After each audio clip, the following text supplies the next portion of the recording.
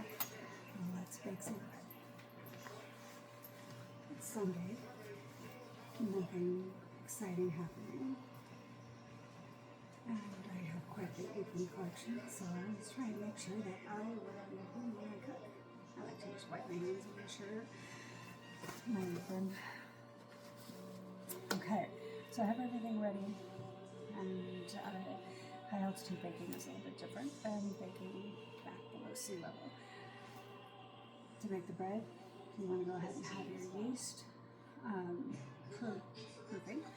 So the water should be no more than 110. I've got it at 105, so that's good.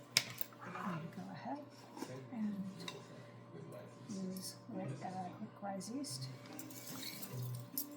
This recipe is made for high altitude baking, so I'm following this one as is. So 2 teaspoons yeast. And once you're opening your yeast, you should keep it in the refrigerator. It does say that on the container, but it's kind of an active culture, so that helps it. You can kill it, which is the same reason you want to go ahead and make sure that the water temperature isn't too hot. Alright, I'm going to leave that like this. I'm going to put this back in the fridge. Here's your Sunday. I hope that you are having a good time. It is about 2:15 right now. So when I do this bread, I'm going to come back and forth to you because this has to proof, or not proof, but it has to, I watch a lot of YouTubers, and sometimes they get on their camera and they're talking and they're looking for words that you know they know, and I'm sitting there telling them this is the word, and all of a sudden I can't think of the word, so it's got to be something with this camera. Anyway, this needs to sit, needs to get all frothy. I've already measured out the flour, so for this recipe it's 2.5 cups of flour and 2 teaspoons of salt. And I use bread flour. So I put my flour in these containers. Here in Arizona, not as big a deal as it was in South Florida. South Florida, we get the bugs, there's a lot of moisture. So I went ahead and I invested in all of these.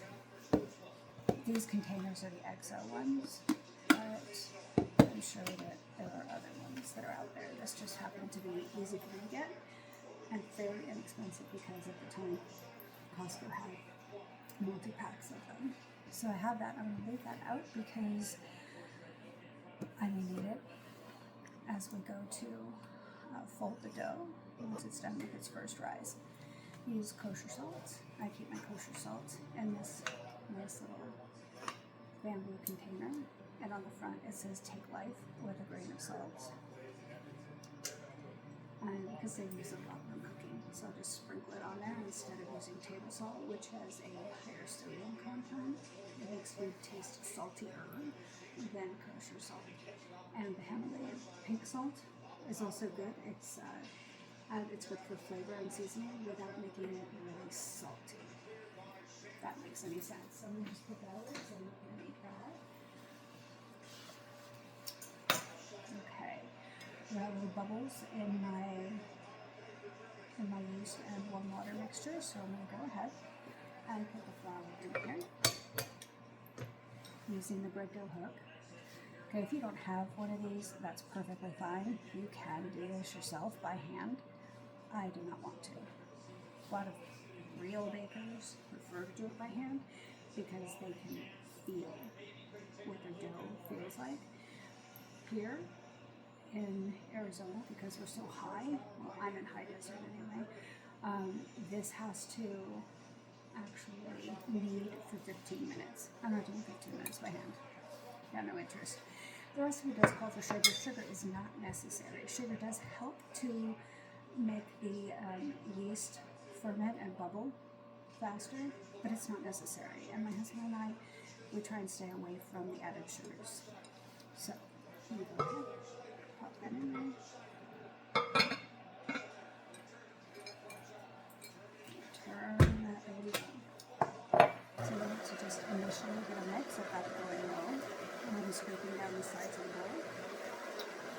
altitudes.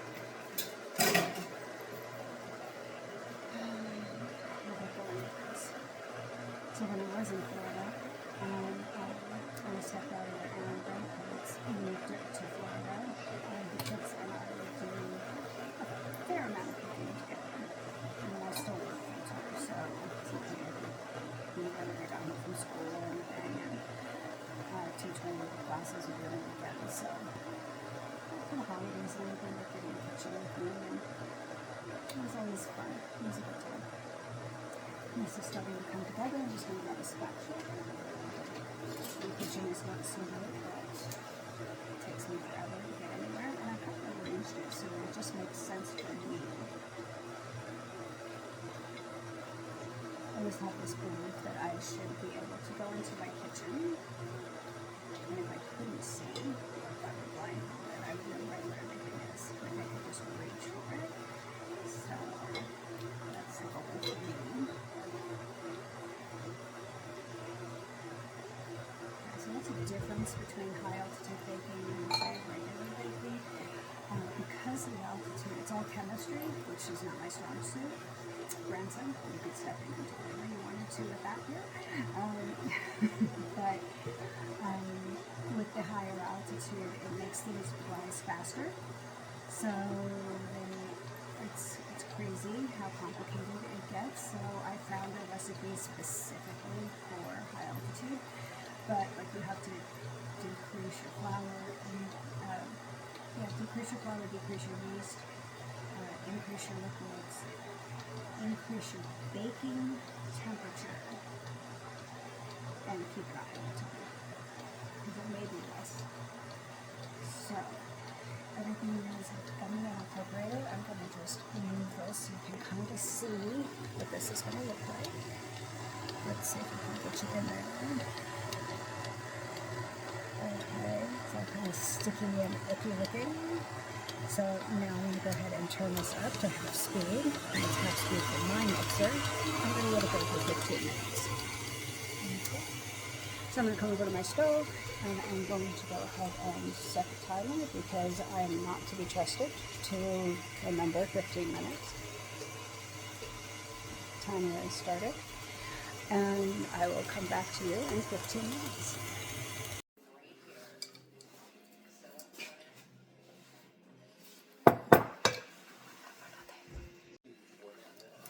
Okay, I really don't know what just happened. However, took the dough out of the mixing bowl and placed it into this bowl for proofing. I did use some olive oil to coat the inside of the bowl and my hands so it wasn't as sticky. The dough comes up to right about this second blue stripe in this bowl to kind of show you what it looks like.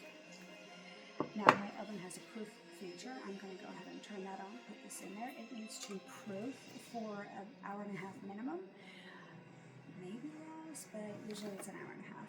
So I'll show you what it looks like when it comes out of its first proof. Then we're going to do this thing called like an envelope fold. And then it will rise, go in for a second rise while the oven heats up. So that's where we're at with this. And I'll be back to you in a couple of hours probably. Alright, we are back from our walk with PR and I've re-aproned myself. I should fix my collar though. Everything all messed up. Alright, I think that, well, the timer did not set on the bread, but the bread has at least doubled. So we're going to go ahead and get that going. I'm going to deliver the flour and put it onto this bread sling.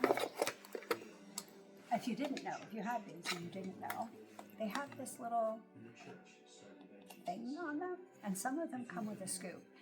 And the scoop has this little U-shaped thing on it. I don't know what to call it. But it slides right in there and it holds your measuring cup so that you don't your scoop, so that it doesn't fall into the bottom of your container. So you can kind of see it in there. Anyway, I learned that a couple of months ago, so I'm going to just pass that along in case somebody else is with me and doesn't know.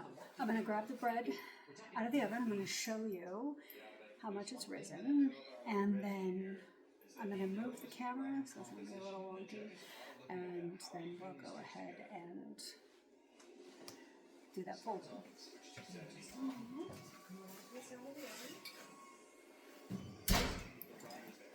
So I'm just going to show you, I don't know if you can really tell how much it's risen, quite a bit. Right now it is up to the top of this blue line. Okay, so probably good. Now I'm going to go ahead and just take this, bring this down a little bit so we've got it more counter height. See what we can do. Alrighty, removed the dough from the bowl, slung it into the hot cast iron Dutch oven, made a slit in the middle. It's going to go in the oven next. I definitely have to have two hands to do this, so we are not recording that part of it. However, it's ready to go. See you when it comes out. And the bread is done. Just took it out of the oven. Cannot cut into it yet. I just took it out. See if you can hear it. Good and solid sounding. And I made a coleslaw salad to have with dinner. And have a little gnocchi. Got some chicken marinating. That's just a little piece of butter in there. This marinade is no added sugar, sugar-free apricot preserves. Had a tiny bit of peach left as well, so I mixed that in with it.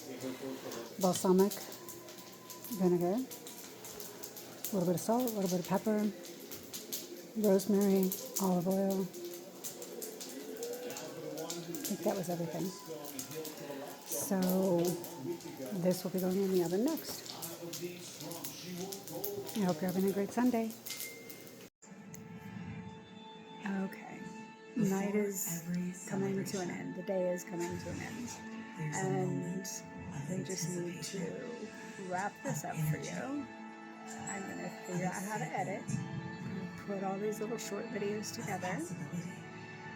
So we did our bread making, made dinner. I did not film how the dinner came out. It came out good. I made the chicken with the glaze that I had showed you and told you about, and then I air fried that, so that skin came out good and crispy, which I don't know why I bother with, because quite frankly, you don't need the skin. At any rate, I did that. I did Brussels sprouts. I steamed them first, and then put them in the oven on some parchment paper and drizzled some balsamic vinegar on that and put those in to roast. And I did some gnocchi, and this is the first time I did gnocchi that actually came out pretty decent. And what else? A coleslaw salad. Not a regular coleslaw. The packaged ones, this one was a green goddess, which was really more of a vinaigrette instead of like a ranch type of green goddess. It was good. So cleaned up from that, cleaning the oven, and the smoke detectors went off, so I've been standing on a step ladder fanning with a small broom in front of the smoke detector. I don't know. But the oven needed to be cleaned, so it just had to happen. And that's all there is to it. And poor PR, she was going absolutely crazy. So that's everything for today. Thanks for tuning in. Thanks for watching. And I'll see you next time.